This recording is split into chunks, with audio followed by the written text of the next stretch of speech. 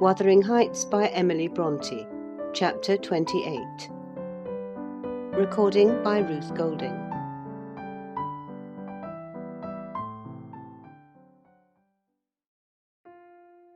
On the fifth morning, or rather afternoon, a different step approached, lighter and shorter, and this time the person entered the room.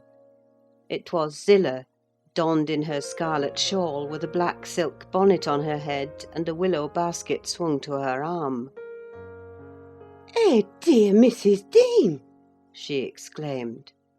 "Well, there is a talk about you at Gimmerton. I never thought but you were sunk in the Black Horse Marsh, and Missy with you, till master told me you'd been found, and he'd lodged you here. What, and you must have got on an island, sure, and how long were you in the hole? Did master save you, Mrs. Dean? But you're not so thin, you've not been so poorly, have you?" "Your master is a true scoundrel," I replied, "but he shall answer for it. He needn't have raised that tale, it shall all be laid bare." "What do you mean?" asked Zillah. "It's not his tale, they tell that in the village, about your being lost in the marsh, and I calls to Earnshaw when I come in, 'Hey, there's queer things Mr. Hareton happened since I went off. It's a sad pity of that likely young lass, and can't Nelly Dean.' He stared. I thought he had not heard aught, so I told him the rumour. The master listened, and he just smiled to himself and said, "If they have been in the marsh, they are out now, Zillah. Nelly Dean is lodged at this minute in your room. You can tell her to flit when you go up. Here is the key. The bog water got into her head, and she would have run home quite flighty, but I fixed her till she came round to her senses. You can bid her go to the Grange at once, if she be able, and carry a message from me, that her young lady will follow in time to attend the squire's funeral." "Mr. Edgar is not dead!" I gasped. "Oh, Zillah, Zillah!" "No, no, sit you down, my good mistress," she replied. "You're right thickly yet. He's not dead. Dr. Kenneth thinks he may last another day. I met him on the road and asked." Instead of sitting down, I snatched my outdoor things and hastened below, for the way was free. On entering the house, I looked about for someone to give information of Catherine. The place was filled with sunshine, and the door stood wide open, but nobody seemed at hand. As I hesitated whether to go off at once, or return and seek my mistress, a slight cough drew my attention to the hearth. Linton lay on the settle, sole tenant, sucking a stick of sugar candy, and pursuing my movements with apathetic eyes. "Where is Miss Catherine?" I demanded sternly, supposing I could frighten him into giving intelligence by catching him thus alone. He sucked on like an innocent. "Is she gone?" I said. "No," he replied. "She's upstairs. She's not to go. We won't let her." "You won't let her, little idiot!" I exclaimed. "Direct me to her room immediately, or I'll make you sing out sharply." "Papa would make you sing out if you attempted to get there," he answered. "He says I'm not to be soft with Catherine. She's my wife, and it's shameful that she should wish to leave me. He says she hates me and wants me to die, that she may have my money, but she shan't have it, and she shan't go home. She never shall. She may cry and be sick as much as she pleases." He resumed his former occupation, closing his lids, as if he meant to drop asleep. "Master Heathcliff," I resumed, "have you forgotten all Catherine's kindness to you last winter, when you affirmed you loved her, and when she brought you books and sung you songs, and came many a time through wind and snow to see you? She wept to miss one evening because you would be disappointed, and you felt then that she was 100 times too good to you. And now you believe the lies your father tells. though you know he detests you both, and you join him against her. That's fine gratitude, is it not?" The corner of Linton's mouth fell, and he took the sugar candy from his lips. "Did she come to Wuthering Heights because she hated you?" I continued. "Think for yourself. As to your money, she does not even know that you will have any. And you say she's sick, and yet you leave her alone up there in a strange house. You, who have felt what it is to be so neglected. You could pity your own sufferings, and she pitied them too, but you won't pity hers. I shed tears, Master Heathcliff, you see. An elderly woman and a servant merely. And you, after pretending such affection, and having reason to worship her almost, store every tear you have for yourself, and lie there quite at ease. Ah, you're a heartless, selfish boy." "I can't stay with her," he answered crossly. "I'll not stay by myself. She cries so I can't bear it. And she won't give over, though I say I'll call my father. I did call him once, and he threatened to strangle her if she was not quiet. But she began again the instant he left the room, moaning and grieving all night long, though I screamed for vexation that I couldn't sleep." "Is Mr. Heathcliff out?" I inquired, perceiving that the wretched creature had no power to sympathise with his cousin's mental tortures.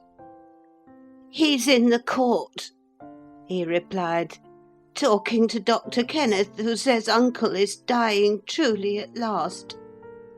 I'm glad, for I shall be master of the Grange after him. Catherine always spoke of it as her house. It isn't hers, it's mine. Papa says everything she has is mine. All her nice books are mine. She offered to give me them, and her pretty birds, and her pony Minnie, if I would get the key of our room and let her out. But I told her she had nothing to give, they were all mine. And then she cried and took a little picture from her neck and said I should have that. 2 pictures in a gold case, on one side her mother, and on the other uncle, when they were young. That was yesterday. I said they were mine too, and tried to get them from her. The spiteful thing wouldn't let me. She pushed me off and hurt me. I shrieked out, that frightens her. She heard Papa coming, and she broke the hinges, and divided the case, and gave me her mother's portrait. The other she attempted to hide, but Papa asked what was the matter, and I explained it. He took the one I had away, and ordered her to resign hers to me. She refused, and he struck her down and wrenched it off the chain and crushed it with his foot." "And were you pleased to see her struck?" I asked, having my designs in encouraging his talk. "I winked," he answered. "I winked to see my father strike a dog or a horse, he does it so hard. Yet I was glad at first. She deserved punishing for pushing me. But when Papa was gone, she made me come to the window and showed me her cheek, cut on the inside against her teeth, and her mouth filling with blood. And then she gathered up the bits of the picture and went and sat down with her face to the wall, and she has never spoken to me since, and I sometimes think she can't speak for pain. I don't like to think so, but she's a naughty thing for crying continually. And she looks so pale and wild, I'm afraid of her." "And you can get the key if you choose," I said. Yes, when I am upstairs, he answered. But I can't walk upstairs now. In what apartment is it? I asked. Oh, he cried, I shan't tell you where it is. It is our secret. Nobody, neither Hareton nor Zillah, is to know. There, you've tired me. Go away, go away. And he turned his face onto his arm and shut his eyes again. I considered it best to depart without seeing Mr. Heathcliff, and bring a rescue for my young lady from the Grange. On reaching it, the astonishment of my fellow servants to see me, and their joy also, was intense; and when they heard that their little mistress was safe, 2 or 3 were about to hurry up and shout the news at Mr. Edgar's door, but I bespoke the announcement of it myself. How changed I found him, even in those few days! He lay an image of sadness and resignation, awaiting his death. Very young he looked. Though his actual age was 39, one would have called him 10 years younger at least. He thought of Catherine, for he murmured her name. I touched his hand and spoke. "Catherine is coming, dear master," I whispered. "She is alive and well, and will be here, I hope, tonight." I trembled at the first effects of this intelligence. He half rose up, looked eagerly round the apartment, and then sank back in a swoon. As soon as he recovered, I related our compulsory visit and detention at the Heights. I said Heathcliff forced me to go in, which was not quite true. I uttered as little as possible against Linton, nor did I describe all his father's brutal conduct, my intentions being to add no bitterness, if I could help it, to his already overflowing cup. He divined that one of his enemy's purposes was to secure the personal property, as well as the estate, to his son, or rather himself. Yet why he did not wait till his decease was a puzzle to my master, because ignorant how nearly he and his nephew would quit the world together. However, he felt that his will had better be altered. Instead of leaving Catherine's fortune at her own disposal, he determined to put it in the hands of trustees for her use during life, and for her children, if she had any, after her. By that means it could not fall to Mr. Heathcliff should Linton die. Having received his orders, I dispatched a man to fetch the attorney, and 4 more, provided with serviceable weapons, to demand my young lady of her gaoler. Both parties were delayed very late. The single servant returned first.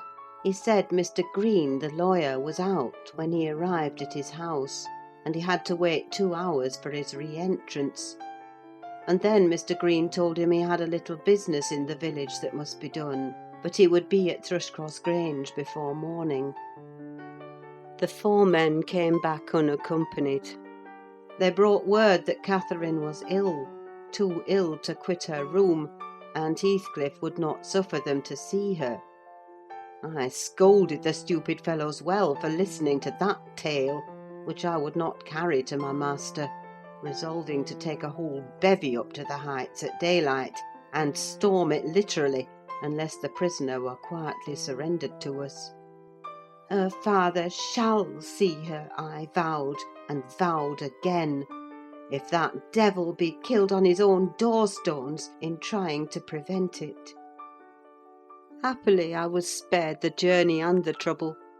I had gone downstairs at 3 o'clock to fetch a jug of water, and was passing through the hall with it in my hand, when a sharp knock at the front door made me jump. "Oh, it is Green," I said, recollecting myself. "Only Green." And I went on, intending to send somebody else to open it, but the knock was repeated, not loud, and still importunately. I put the jug on the banister and hastened to admit him myself. The harvest moon shone clear outside. It was not the attorney. My own sweet little mistress sprang on my neck, sobbing, "Ellen, Ellen, is Papa alive?" "Yes," I cried. "Yes, my angel, he is. God be thanked you are safe with us again." She wanted to run, breathless as she was, upstairs to Mr. Linton's room, but I compelled her to sit down on a chair, and made her drink, and washed her pale face, chafing it into a faint colour with my apron. Then I said I must go first and tell of her arrival, imploring her to say she should be happy with young Heathcliff. She stared, but soon comprehending why I counselled her to utter the falsehood, she assured me she would not complain. I couldn't abide to be present at their meeting. I stood outside the chamber door a quarter of an hour, and hardly ventured near the bed then. All was composed, however. Catherine's despair was as silent as her father's joy. She supported him calmly in appearance, and he fixed on her features his raised eyes that seemed dilating with ecstasy. He died blissfully, Mr. Lockwood. He died so. Kissing her cheek, he murmured, "I'm going to her, and you, darling child, shall come to us," and never stirred or spoke again, but continued that rapt, radiant gaze, till his pulse imperceptibly stopped, and his soul departed. None could have noticed the exact minute of his death. It was so entirely without a struggle. Whether Catherine had spent her tears, or whether the grief were too weighty to let them flow, she sat there dry-eyed till the sun rose. She sat till noon, and would still have remained brooding over that deathbed, but I insisted on her coming away and taking some repose. It was well I succeeded in removing her, for at dinner-time appeared the lawyer, having called at Wuthering Heights to get his instructions how to behave. He had sold himself to Mr. Heathcliff. That was the cause of his delay in obeying my master's summons. Fortunately, no thought of worldly affairs crossed the latter's mind to disturb him after his daughter's arrival. Mr. Green took upon himself to order everything and everybody about the place. He gave all the servants but me notice to quit. He would have carried his delegated authority to the point of insisting that Edgar Linton should not be buried beside his wife, but in the chapel with his family. There was the will, however, to hinder that, and my loud protestations against any infringement of its directions. The funeral was hurried over. Catherine, Mrs. Linton Heathcliff now, was suffered to stay at the Grange till her father's corpse had quitted it. She told me that her anguish had at last spurred Linton to incur the risk of liberating her.